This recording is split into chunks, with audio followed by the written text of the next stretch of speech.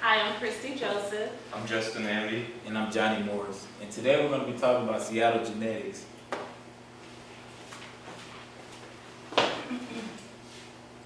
Seattle Genetics was incorporated in 1997 and did not start operations until January 1998 with the president, Clay B. Siegel, as chairman, and he's been the president and CEO for over 10 years.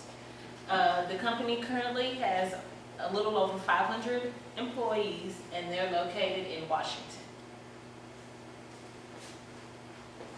Seattle Genetics is in the medical biotechnology industry in the healthcare sector. They're one of the only ones in their sector. Their competitors are United Therapeutics Corporation, Taro Pharmaceutical Industries, Questcor Pharmaceuticals, Medivation Incorporated,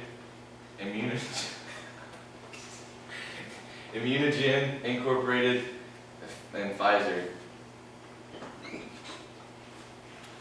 For Seattle Genetics size, their market cap is really well.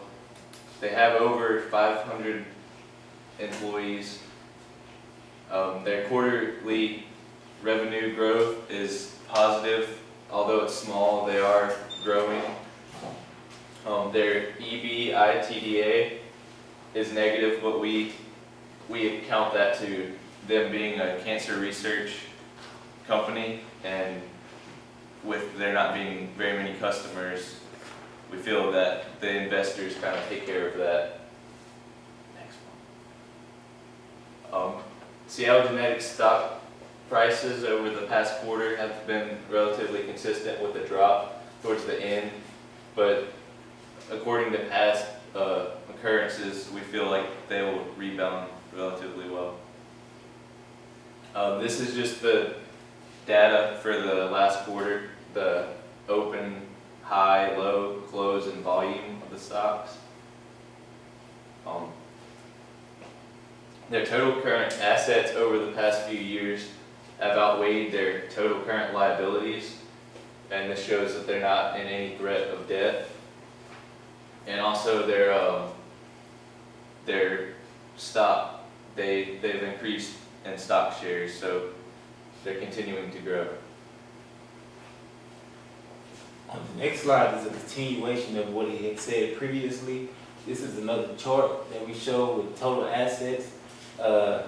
Debts, it says we don't have any debts. It's zero debts from the previous year of 2009 to 2013 and continues. In 2009, 78% was where it was at, and in total assets, it took a decrease in the company from 2009 to 2010 to 65%. And as of then, it had increased because in 2011 they came out with a new drug to help increase, the profit and the assets of the company, which is doing pretty well. Seeing how we're a cancer research facility, and they do things for cancer, and cancer still hasn't have a cure yet, so I feel that it's doing pretty well. Income statement. Well, this is another chart that we show net income, revenue, and profit margin. As you see in revenue, and as I have over here, in 2009 it was at 50, and it went up to 170, pretty much doubled, and it went down a little bit, and then it shot back up. Like I said, in 2011, they had a new product that came out with, and it's doing pretty well for itself. Right here is net income. As you see in the graphic, it's in the blue. 2009, it was 75.13, 2010, 66.27, and it goes up, as you see, 152.03 in 2011. And I'm gonna shoot up to here, 2013, 62.552. And profit margin, it slowly rises. These are negative numbers, and it was negative 49%, 2009, 2013 is negative 3%, so that shows increase. Right here are cash flows. These are different. This is another chart that shows different cash flows in different ways. The net income is in 2013 is negative 62.52%, I mean 52. And this is 2010, this is 66.26, so, you know, it's going down, the net income is going down since it's negative. Right here, cash from investing activity, it's also doing kind of good, but seeing how it's a research facility for cancer, you know, they have to spend a lot of money to research for cancer and for the things that, to help cancer, to make cancer better. So I think they spend a lot of money, you know, investing into things for the things they're gonna use to help cancer. Forecasting earning growth. Earning growth is the annual rate of growth of earnings from investments. This is an estimate of what they believe is gonna happen.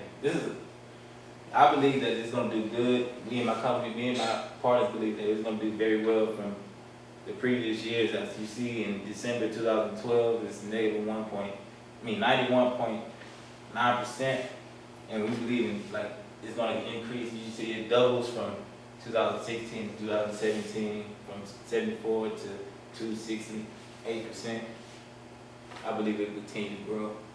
Pricing / earning ratio future. This is another estimate. They believe that, analysis believe that this is going to decrease just because price is divided by earnings. But I believe if they come out with better and better products, you know, to help cancer, and even if they come out with a cure for cancer, that it's going to increase. So I believe that this is an underestimate. I believe that they underestimate the company. I believe that the company is a good buy.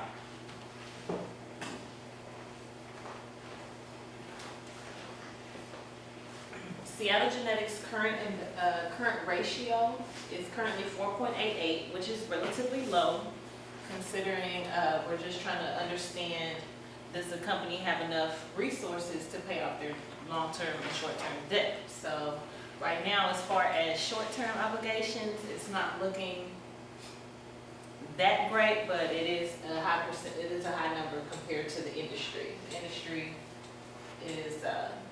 has declined, and then it's remained relatively consistent since then, while Seattle Genetics has continued to increase. The return on assets is currently a negative ratio, and this is common within the industry. The return on assets is a net income over the total assets, and that's how we got these numbers here. And as you can see from 2011, once they released Adacetrix, it has continued to grow. And since then, it's kind of remained somewhat stable since then. The earnings before tax to total assets ratio is very similar to the ROA. And this chart is very similar to the ROA.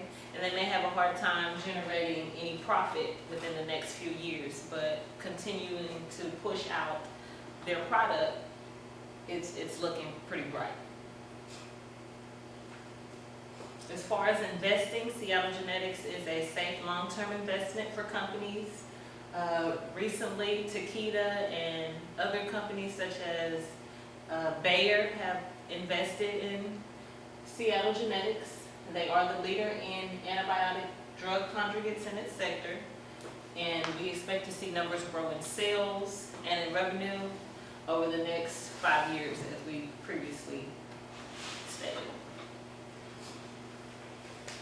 These are just a few of our references. We were on Yahoo, we checked Market Watch, we did Guru Focus, and we say invest. Invest in the best.